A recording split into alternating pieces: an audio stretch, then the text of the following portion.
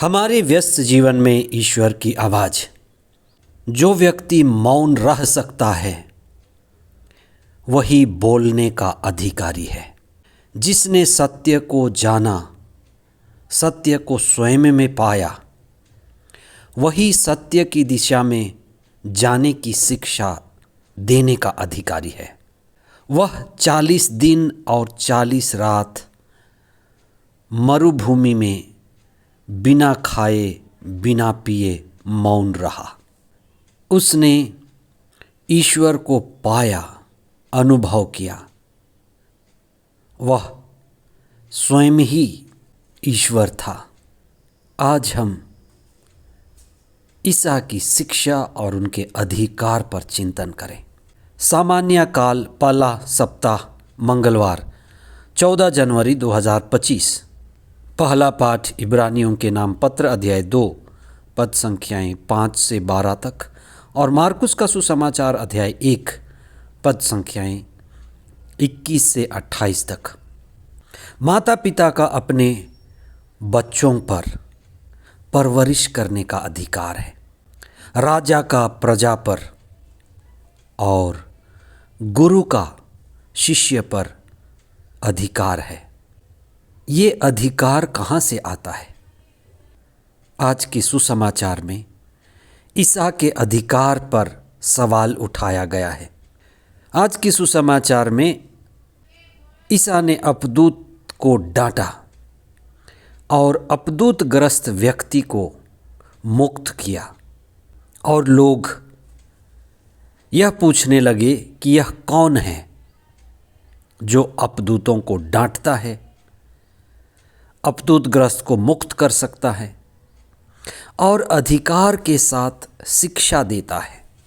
इसलिए मुक्ति और अधिकार के साथ शिक्षा देने की बात उठाई गई है। ईसा अपने बपतिस्मा के बाद पवित्र आत्मा से परिपूर्ण होकर अधिकार के साथ शिक्षा दे रहे थे।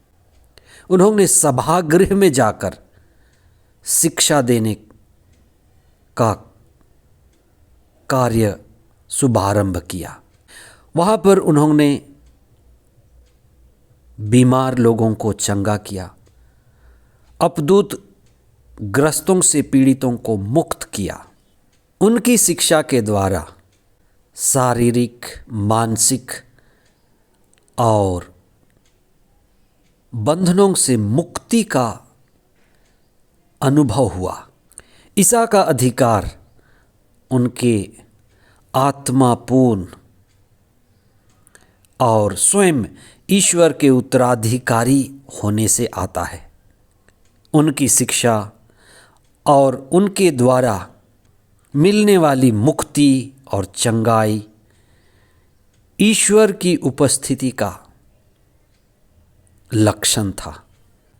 पवित्र आत्मा का उनके ऊपर होना, पवित्र आत्मा के द्वारा प्रज्ञा का प्रवाहित होना और वे स्वयं ईश्वर की उपस्थिति से संचालित होकर बड़े सामर्थ्य के साथ मुक्ति का कार्य प्रारंभ किए। ईसा जो आत्मा पूर्ण थे, प्रार्थना करते थे, सामर्थ्य और शक्ति से भरे हुए थे, वे लोगों को मुक्त करते हैं। जो व्यक्ति आत्मज्ञानी है, आत्मा से परिपूर्ण है, वह दूसरों को शिक्षा देने और मुक्ति की दिशा में ले चलने का अधिकारी है। जो व्यक्ति चेतनशील है, वह दूसरे को भी चेतना में लाता है। वो उसका अधिकार है। जिसने ज्ञान पाई, जिसने धन अर्जित किया, वह धन और ज्ञान बांटने का अधिकारी है। हमारे पास क्या है? हम क्या बांट सकते हैं? कुछ समय हम प्रभु के साथ संयुक्त हों, ईश्वर के साथ जुड़े, आत्मा के द्वारा संचालित हों, शास्त्र के दिव्य वचन को पढ़ें, जिससे हम स्वयं में जा सकें, स्वयं को पा सकें और स्वयं के अंदर ही हम ईश्वर के राज्य का अनुभव करें। क्योंकि साधना का मार्ग स्वयं के अंदर जाने का मार्ग है। कोई भी धर्म हो, सभी धर्मों में साधना का मार्ग आत्मा को पाने, आत्मा को अनुभव करने और आंतरिक दिशा की ओर गति करने के लिए साधना का मार्ग खोजा गया है। आप प्रतिदिन अपने ही आत्मा की खोज करें, स्वयं की खोज करें।